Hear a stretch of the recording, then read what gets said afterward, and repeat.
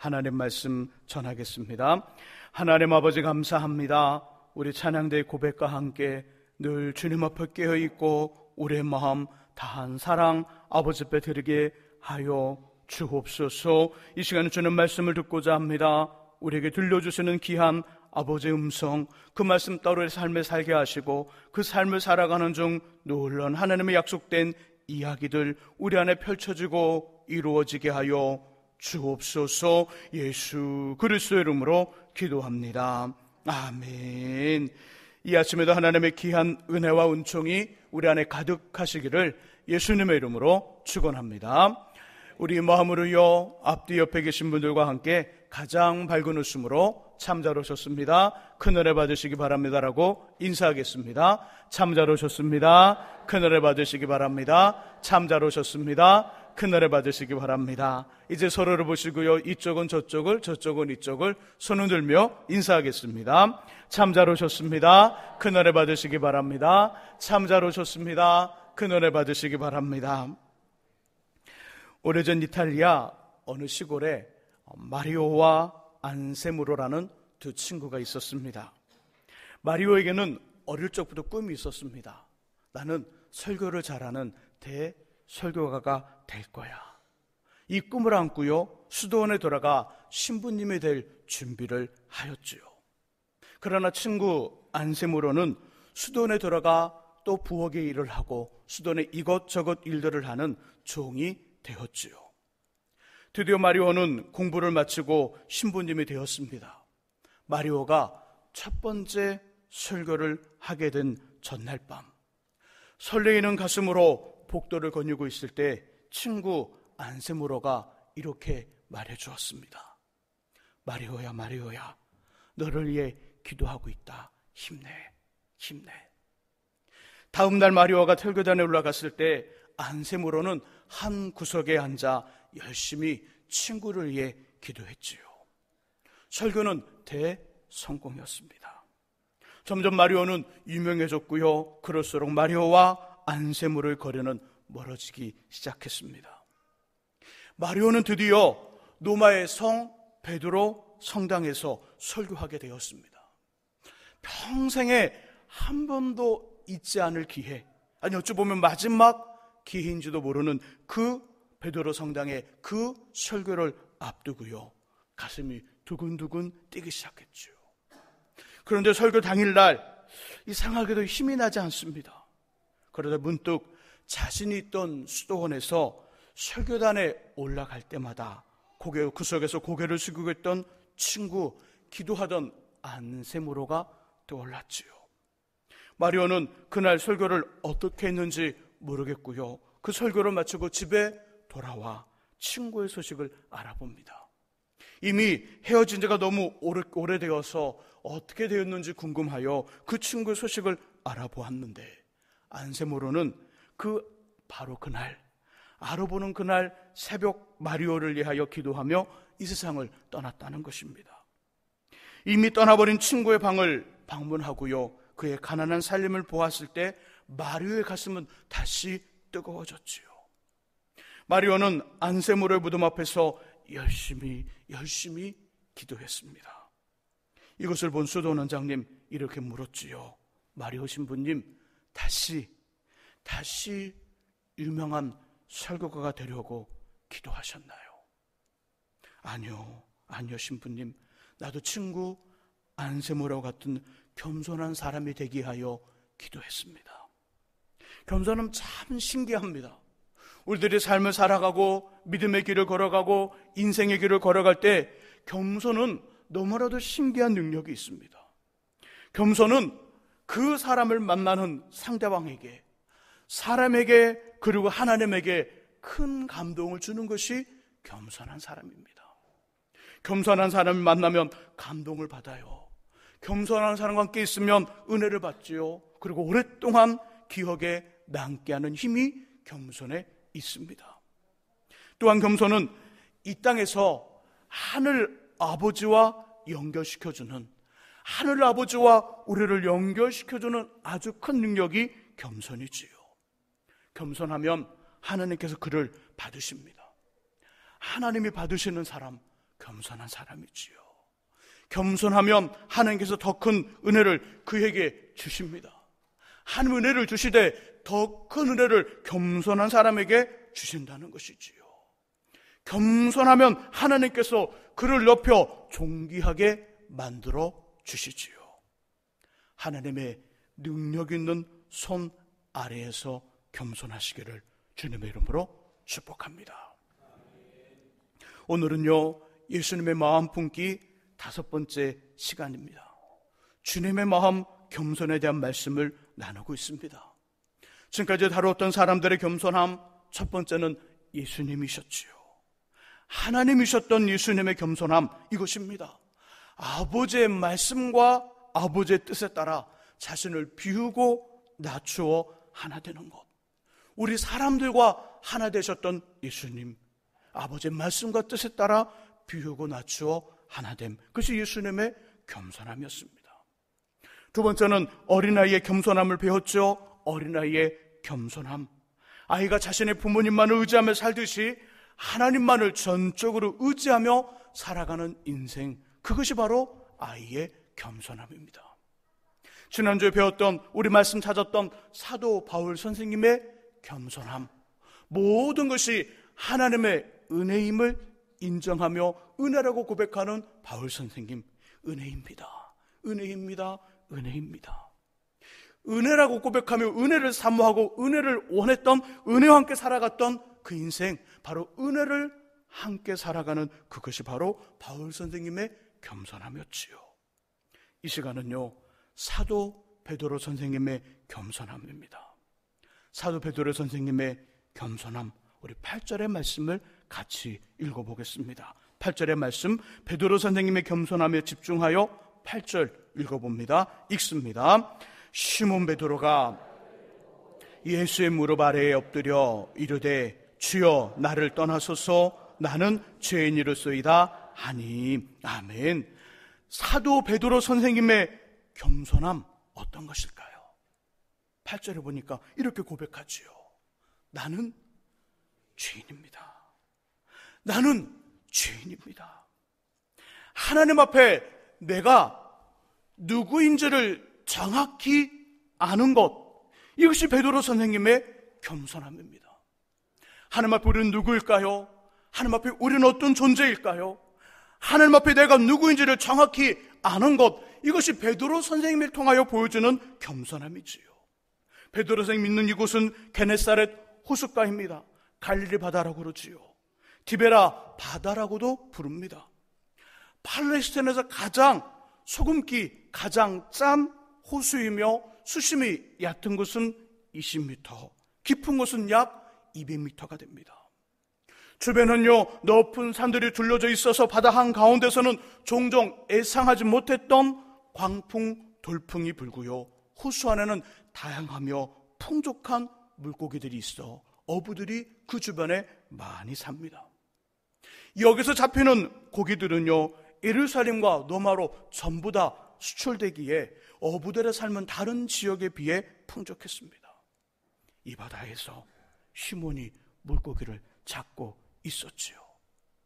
밤이 새도록, 초저녁부터 밤이 맞도록 그물을 내렸으나 한 마리의 고기도 잡지 못한 채 그물을 거두고 있습니다. 그때 주는 시몬에게 말씀하셨죠. 깊은 데로 가서 그물을 던져 고기를 잡으라. 고기를 잡으라는 예수님의 말씀, 머리와 가슴으로는 인정이 됩니다. 왜요? 베드로 선생님도 원하는 일이니까. 근데 깊은 데로 가라는 소리는 글쎄요, 영 가슴에 와닿지 않습니다. 이유는 깊은 곳은 물이 차갑습니다. 물이 차가운 곳은 고기가 없지요. 물고기는 수온이 따뜻한 낮은 곳에 있으니 깊은 곳에 가라는 것 이해가 되지 않습니다. 5절에 밤이 새도록, 지금의 시간이 아침이지요. 아침에는 고기를 잡을 수 없습니다. 갈릴리 바다의 물이 너무나 깨끗해 아침에 그물을 내리면 고기가 그물을 보고요, 다 도망을 칩니다. 그래서 밤에 고기를 잡는 것이지요. 2절의 중간 부분, 어부들은 배에서 나와서 그물을 싣는지라, 이미 오늘 일이 다 끝났다는 것입니다.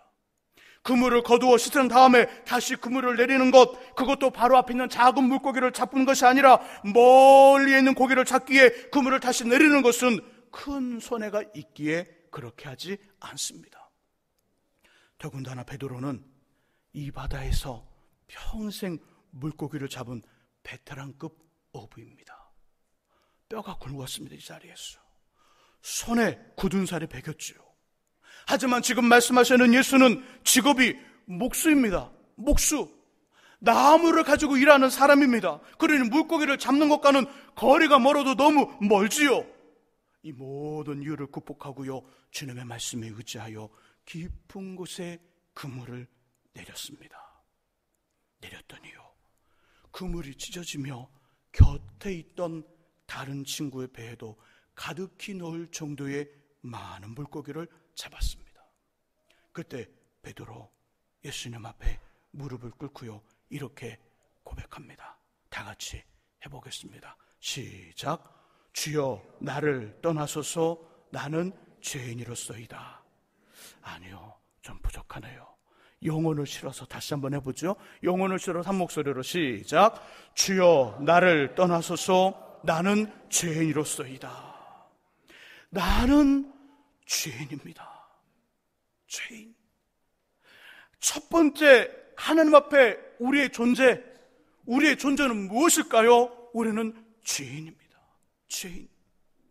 베드로 선생님은요, 자신의 경험을 모두 다 초월하시는 예수님을 경험한 후 죄인임을 깨달았지요.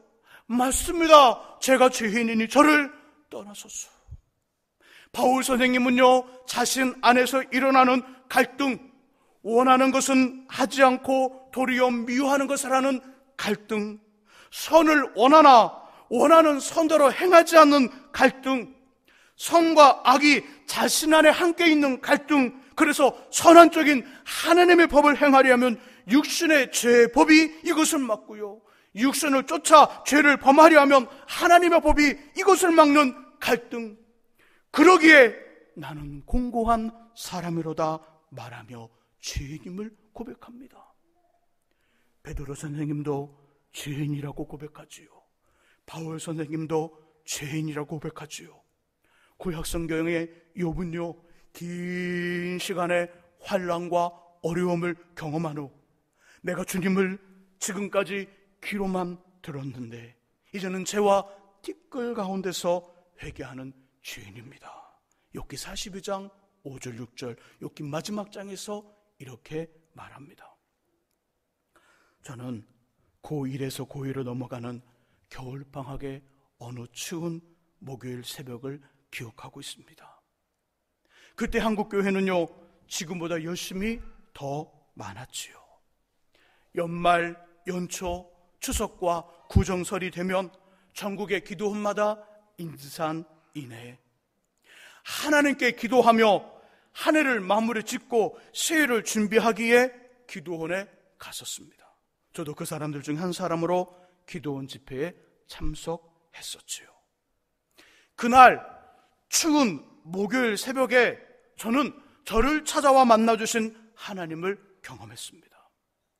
우리 사람들의 시간과 날, 횟수, 달과 그런 어떤 해, 연이 아닌 너무너무 오랫동안 헤어져 있었던 부모님을 만난 감동이었지요.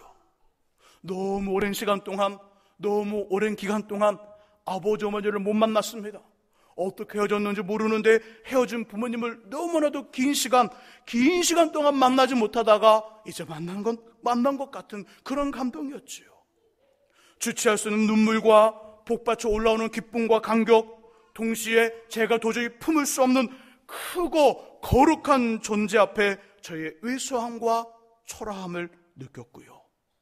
설교와 교육을 통해 들었던 죄인이란 말이 제 속에서 인정이 되기 시작합니다. 지금 이 시간에도 분명히 이 시간 설교를 들으면서 우리는 죄인입니다. 그렇죠, 목사님, 제가 죄인입니다. 머리로는, 입으로는 죄인이라고 고백하며 마음으로는 죄인이 무엇인지 아직 알지 못하는 그런 어떤 분들도 이 자리에 계실 겁니다. 목사님, 죄인이란 말 너무너무 오랫동안 들었습니다. 제가 예수를 믿은 지 20년, 30년이 되었는데 20년, 30년 동안 들었던 이야기 중에 죄인이란 말은 거의 매주에 한 번씩 들었습니다. 들었으나 진짜 죄인이 무엇인지 모르는 분들도 이 자리에 계실 겁니다. 그렇게 들었던 설교와 교육을 통해 배웠고 들었던 죄인이라는 그 말이 제 속에서 인정이 되었습니다. 맞습니다. 제가 죄인입니다. 그 죄인의 말이 제 속에서 인정이 되며 그 말이 무엇인지를 알게 되었습니다. 그 추운 목요일 새벽에 깨달은 하나님 앞에 죄인이란 말은 이것이었죠. 단순한 윤리적 죄인이 아닙니다. 윤리적 죄인도 마음의 죄인도 행동의 죄인이 아니라 제 문제를 나 스스로 해결할 수 없는 나 말고, 나와 동일한 사람 말고 다른 누군가, 예수님이시지요. 다른 누군가, 그분만이 해결할 수 있는 근본적인 죄인이었습니다. 근본적인 죄인. 이 말은요, 내가 오늘 10번 착한 일 했고 나쁜 일은 7번 했으니 3번 착한 일이 남았으니까 나는 좋은 사람이야. 나는 죄인이 아니야. 또 지금 내 마음에는 남을 도와주고 싶으며 선한 생각을 하고 있으니까 나는 괜찮아, 나는 선하고 착해, 이런 차원의 이야기가 아니라는 것이지요. 우리 행동과 마음과는 전혀 별도로 나의 죄를 용서하시기 위하여 십자가에서 죽으시고 3일 만에 다시 살아나신 예수님이 절대적으로 필요한 죄인으로서의 존재라는 이야기가, 그 말이 제 안에서 깨달아졌습니다. 저와 여러분들은 주님 아니고서는 어떻게 할 수 없는, 어찌할 수 없는 죄인 중에 죄인, 죄인 중에 두목이지요. 죄인 중에 두목인 제가 다른 어떤 사람의 행동과 말을 바라보며 비난하고 정죄할 수 있을까요? 죄인인 제가, 예수님이 절대적으로 필요한 제가, 죄를 범할 수밖에 없는 죄인 중에 우두목인 제가 다른 사람의 작은 말의 실수와 작은 행동과 그 작은 잘못의 어떤 모습을 바라보며 돌을 던지거나 비난의 화살을 던지거나 정죄의 모습으로 그를 바라볼 수 있을까요? 그럴 수 없는 것이지요.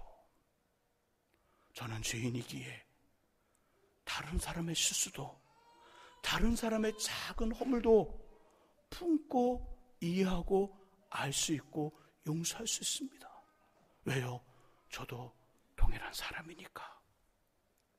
저와 여러분들은 주님하고서는 어떻게 할 수 없는, 어찌할 수 없는 죄인 중에 죄인이요, 죄인 중에 두목입니다. 이것을 꼭 기억하시기를 예수님의 이름으로 부탁드립니다. 두 번째로 우리는 어떤 존재일까요? 첫 번째가 죄인이라면, 두 번째는 입에서 나오는 숨, 입김입니다. 입김. 성경은 우리의 존재를 표현하기를 너희는 입에서 나오는 숨, 입김이다, 이렇게 말씀합니다. 시편 62편 9절의 말씀을 함께 찾아보겠습니다. 시편 62편 9절, 구약성경 846쪽에 있습니다.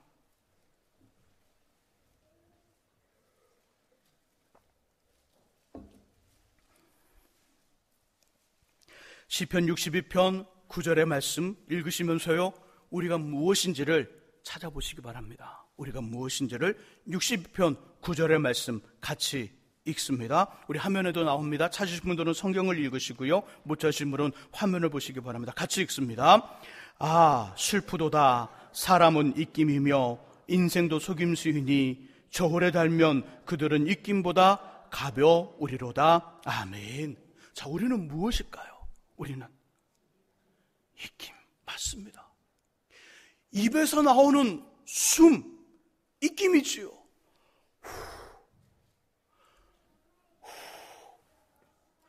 바람을 불면 이 손바닥에 부딪혀 날아오는 또 다른 숨이 있습니다. 이것이 입김이지요. 한번 해볼까요? 손바닥을 앞으로 내밀고요, 애매한 쪽 말고 입을 향해서 한번 크게 한번 내뿜어 보시기 바랍니다. 조심할 거 있습니다. 인면세가 심한 분은 절대 옆 사람을 향하지 마시고요, 정면만 향해서. 자, 한번 시작. 소리가 안 들리죠? 자, 시작. 자, 들리지요. 그리고 느껴지지요. 이게 입김오리라는 거예요. 사람들입니다. 우리는 하나님 앞에 죄인이지요. 두 번째로 성경은 말씀하기를 우리는 하나님 앞에 입김과 같다. 입김이라고 말합니다. 입김이. 여기에 더 심각한 것은 입김과 오리를 저울에 달면 누가 더 무겁고 누가 더 가벼울까요? 네, 성경을 다시 한번 또 읽어야 되겠네요. 62편 9절의 말씀 한번 보세요. 슬프도다 사람은 입김이며 저울에 달면 시작. 저울에 달면 그들은 입김보다 가벼우리로다. 그들이 누굴까요? 우리를 말합니다. 본문은 우리를 입김이라고 표현했고요, 입김과 사람을 저울에 달면 더 가벼운 건 우리 사람이래요. 입김이 더 무겁대요. 더 무겁대요.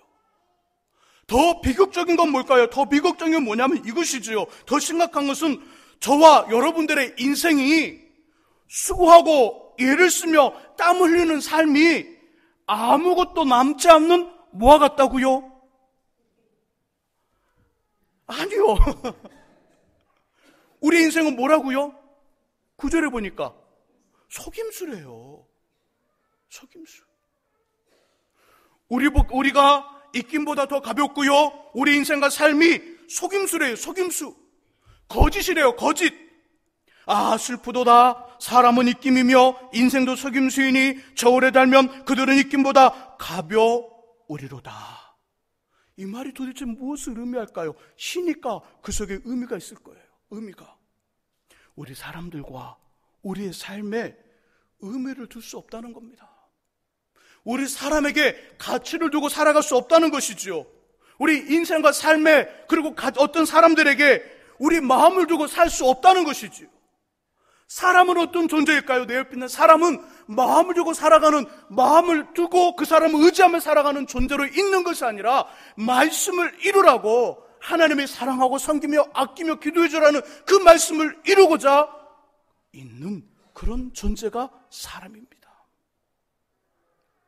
하나님 왜 이 말씀을 두셨을까요? 왜 이리 비극적인 말씀을 하셨을까요? 자신의 형상대로 우리를 만드셨는데 왜 이런 말씀을 하셨을까요? 성경에 여러 이유가 나오지만 그중 두 가지를 말씀드린다면, 하나는 이것입니다. 우리 생명이 다하여 죽음의 순간에 아무것도 가지고 갈 수 없기 때문입니다. 못 가져가요. 못 가져가요. 아무리 좋은 옷도, 아무리 좋은 것도 못 가지고 갑니다. 우리 생명이 다하면 아무것도 가지고 갈 수가 없어요. 아무리 비싼 밍크 코트도, 엄청 큰 저택도, 좋은 차도, 수입 B로 시작하고요, 또 여러 가지 시작하는 것들이 있죠. 요즘 너무 많아. 큰 수입차들이 많은데 그 좋은 차도 가지고 갈 수 없어요. 하나님이 오라 하시면 빈손으로 온 그 모습 그대로 빈손으로 가야 돼요. 그래서 입김이라 속임수라 거짓말이라 말씀하는 거지요.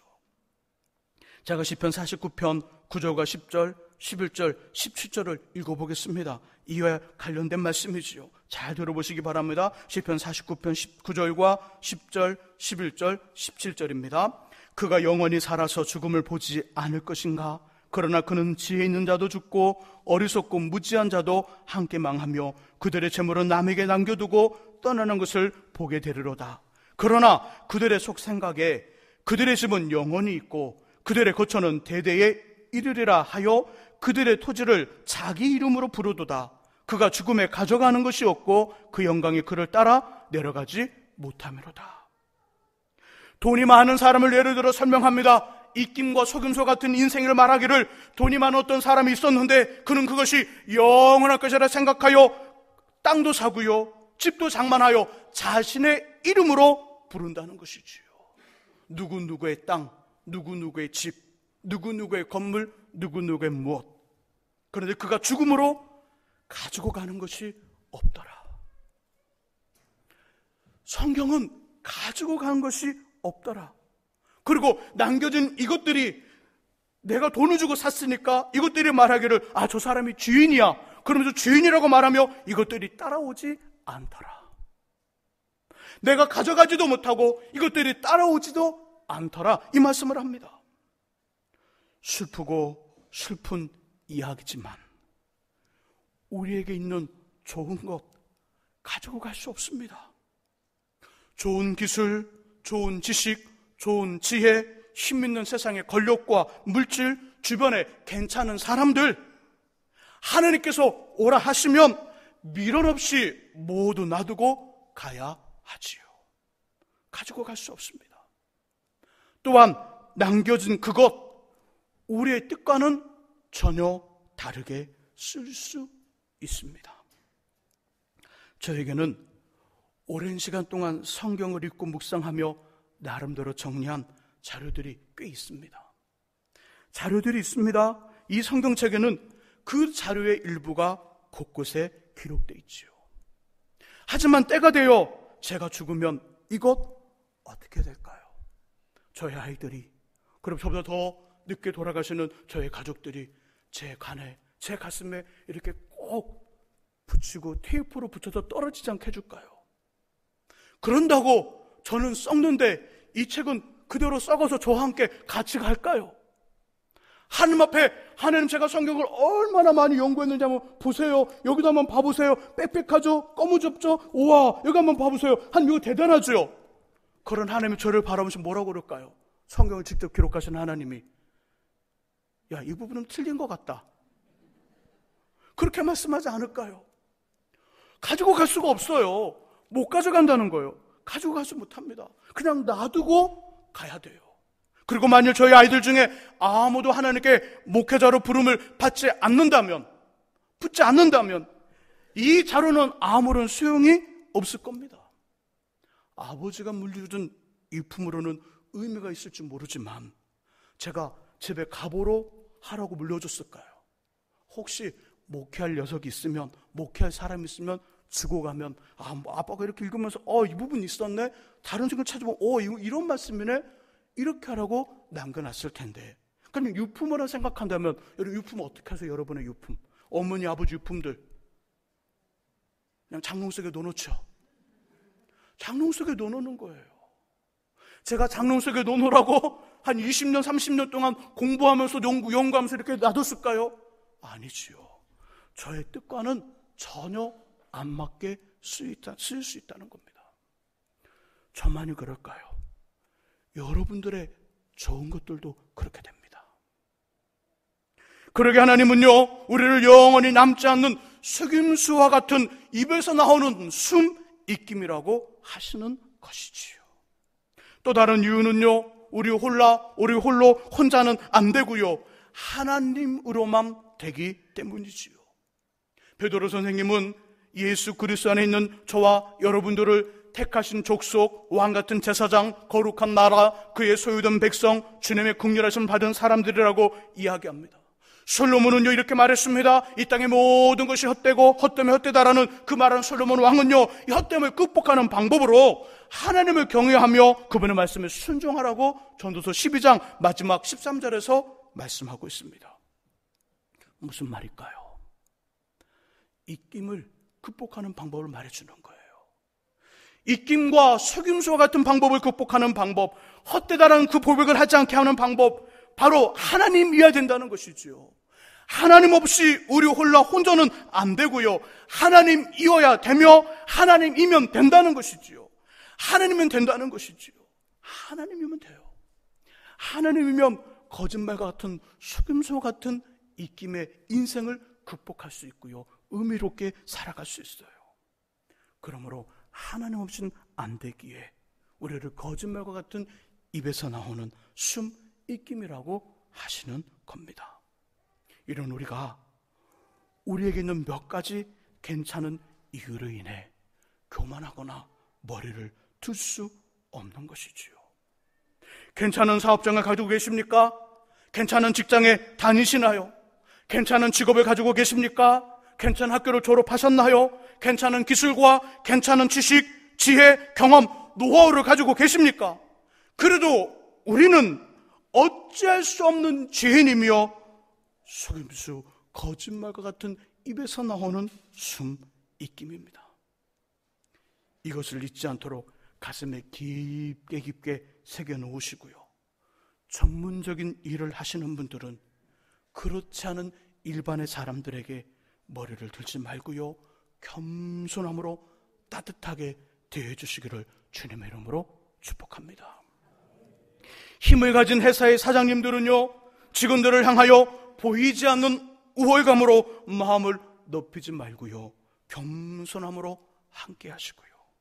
직원들은 직장의 상사와 사장님에게 표현되지 않는 불신함으로 목을 곧게 세우지 마시고 겸손히 온유함으로 성실하게 일을 하시기를 예수님의 이름으로 부탁드립니다. 또한 우리 교회 모든 성도님들은 서로가 서로를 겸손히 부드럽고 친절하게 품어주시고요, 이해하며 안아주십시오.